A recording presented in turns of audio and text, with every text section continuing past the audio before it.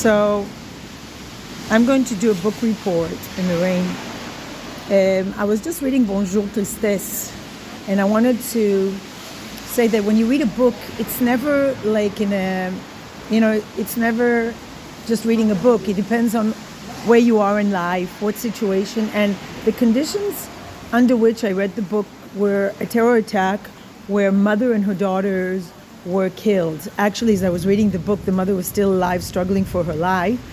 But as I finished reading the book, the mother actually died in real life. I mean, the terror attack where this wonderful woman, Lucy, Leah, Dee, and her two daughters were murdered in a horrible terror attack. So the book really caught me in reading Bonjour Tristess, which means hello sadness. And it was written by a 17-year-old Francoise Sagan.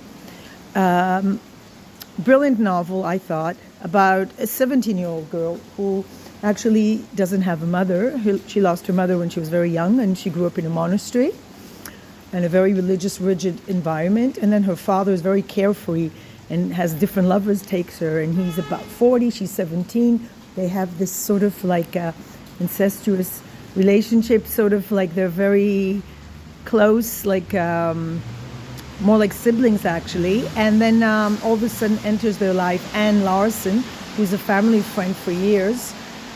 She knew the girl's mother, and very quickly the Anne and the father become serious, and at the same time Anne takes the role of a disciplinary mother.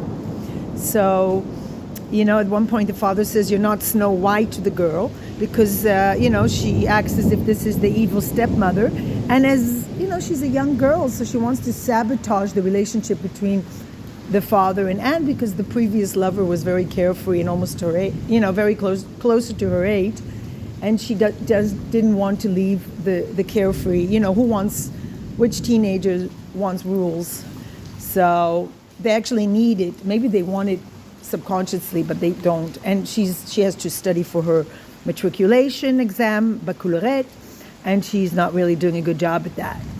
And she's struggling because she doesn't have motivation to study, and she's asking all these existential philosophical questions, as you should really. And she's asking the right questions, because who the hell needs exams when real life is more interesting?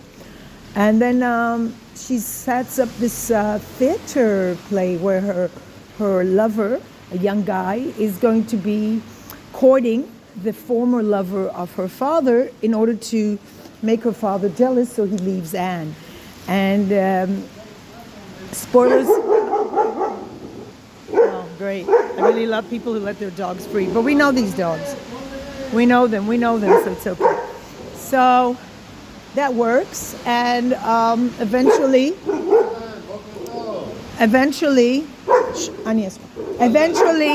it works, and eventually the father goes back to his mischief and catches them and leaves. Then a tragedy occurs and Anne is killed. So I'm spoiling the whole plot, but it's still a beautiful plot. And what I got from this is, because it is about relationships, is that Anne says the last words she says before she leaves is, you and your father, hey, you don't need anyone. The dog just ate the cat food. How nice. So that's what happens when you are very carefree. So that actually is a perfect example of why people need limits, and dogs need limits. We all need limits. And this girl was fighting against that. It's very natural that the young rebel against authority. And this ends tragically because the only authority figure in her life is killed. And then the last word she says, you and your father, you don't really need anyone, because they're both a little bit narcissistic. They don't really feel a bond to anyone because everything revolves around them. And then at the end of the novel, life continues. They move on. They both have new partners. The father has a new partner. She has a new partner. And the next time they go on vacation, this is a sentence that remained in my mind after reading it. The next time they book a vacation for the summer, the French have the summer vacation, is somewhere else. Another beautiful place to spend time by the water. So this takes place in a typical French scene, because the French have vacances. That's the time in the summer they go away. Usually they leave Paris, the city dwellers, and they go to their ocean. There we go. We have a lot of barking here. And so you get a sense of the life of the French and the frivolous life of the French. And the morality here is just a suggestion and represents the moral code that is rejected so in such a cruel way. And I think for a 17-year-old, for any age, it's a brilliant novel. And it's not unusual. It is unusual, but we have a few examples. Like we have an American writer who wrote, wait, stop it. I'm trying to recall the name as I'm busy with the dog. We have an American writer who wrote The Heart is the Lonely Hunter when she was very young, a southerner. I will write down the name when I remember her name. And of course, To Kill a Mockingbird was written by a young writer, a very young writer, right? So sometimes you have this coming of age literature that is written by young people, and for me that's the most authentic. It's more authentic for me than Catcher in the Rye or any other coming of age, or even Dickens, because it's written by young people who are very talented, because it's not every young person who can portray the struggles of youth like that. But it's just really, it's a novel, very short novel. It's about 120 pages. I did read the translation to Hebrew, which is not recommended unless there's a new translation. I really wanted to research it. Hebrew is a very archaic language, and it just doesn't work for me with most translations. It's the translation.